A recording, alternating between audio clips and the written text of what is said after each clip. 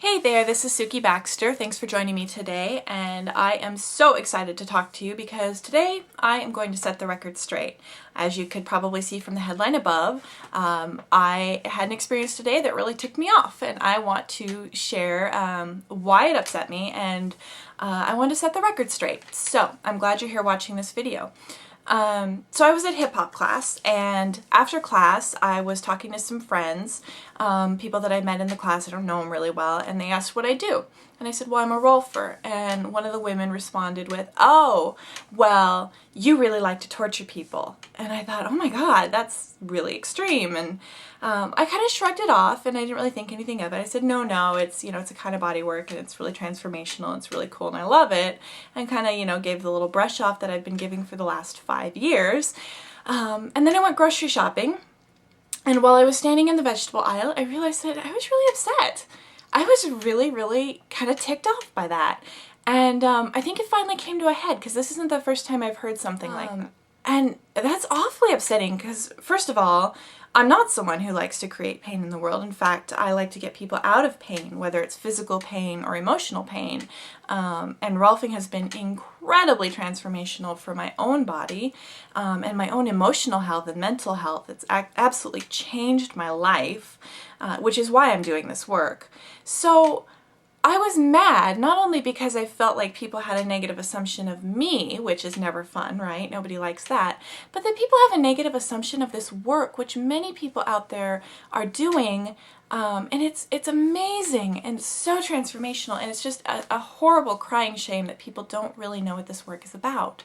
So I wanted to share with you a little bit about why it has that reputation and why that's not true, and it's not the extreme work that people think that it is. So first of all, where does Rolfing come from, and why do people think it's really extreme? Well, it was developed in the 60s by a woman called Ida P. Rolf, and she developed something that she called structural integration, which later became anecdotally called Rolfing. Rolfing is her original work, and she really pioneered myofascial manipulation. So if you're familiar with anatomy, you know that there's a tissue in the body called connective tissue. It's also called fascia. And that tissue wraps around every bone, every nerve, muscle, everything in your whole body down to the cellular level is basically packaged in this stuff called fascia. And she was the first person who really took an in-depth look at it and started to figure out how to manipulate it and how to change the body.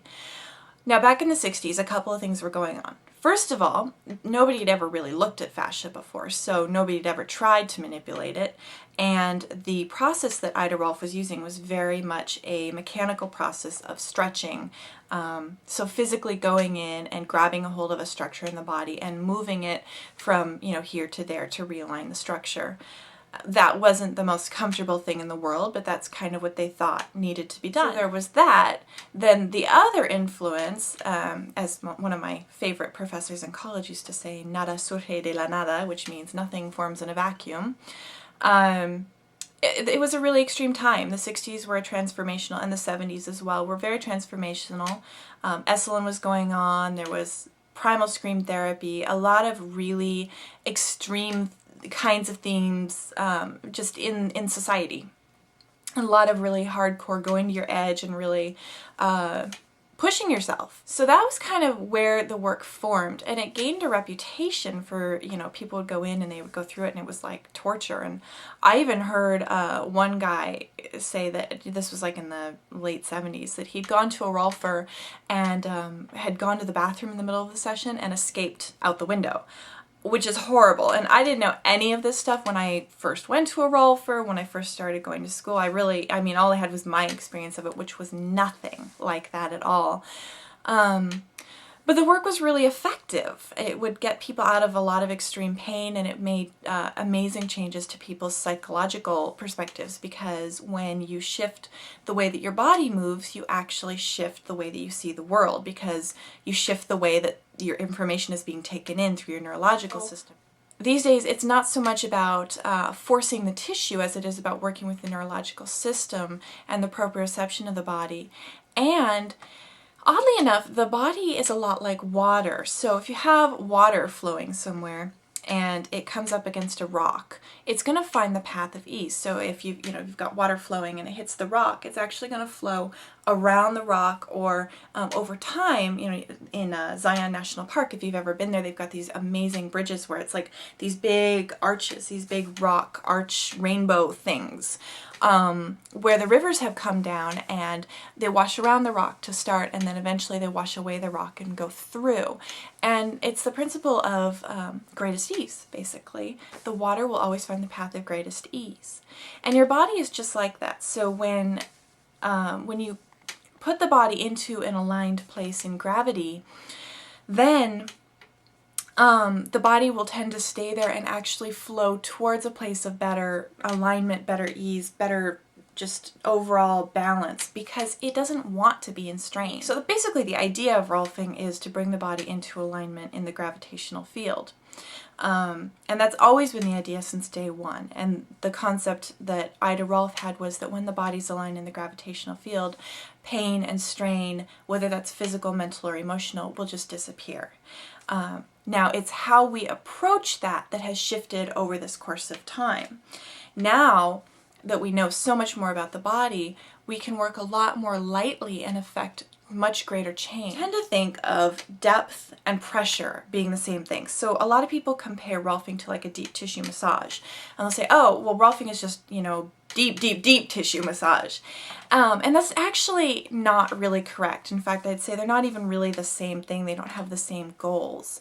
So I'd like to move away from that and just educate you a little bit about the difference between depth and pressure. So depth is, well, let's start with pressure, because that's the one that's easiest to understand. Pressure is the amount of force I'm generating. So when I'm working on somebody, if I put my hand against their body and push, that's pressure. Depth is how deeply I'm working. So because fascia is entirely connected throughout the body, I can be working very lightly. Like I can just touch my clavicle here and be, feeling the fascia here and unwinding the fascia here, but affecting structures that are much, much deeper within the body, because I know how those structures are connected and I know what things are affected by other things. And that's really where Rolfing differs from all other therapies out there. Is, that little place that I'm working isn't what I'm thinking about. I'm thinking about the whole body. I think a lot of therapists work in planes. So for example, this is my front and this is my back. And we just think about, front, back, but nobody ever thinks about here's the front and here's the back. And what does the space in between the front and the back feel like? And when you can really grasp that the space between your front and your back is your body, and that there is space in there, it's not solid, it's not, it's not a big black hole, there's space. And if you can start to feel it from the inside out, that's where the shift really occurs, where you can begin to understand depth inside the body. Start to play with the idea that you're a connected organism and really understand that.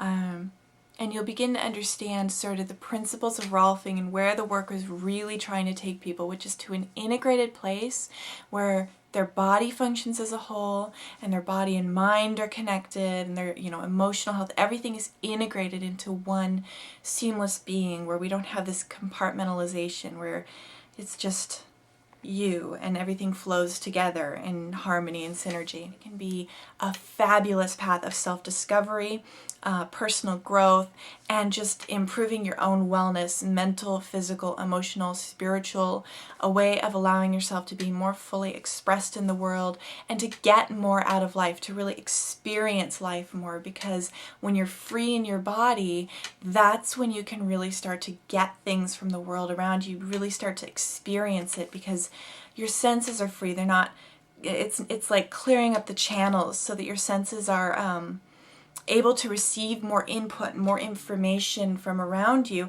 and the more info that you have coming in, it's like the more alive you are, the more fun you're having, the more juicy everything becomes, and it's when you really, really start to wake up to the magic of your life.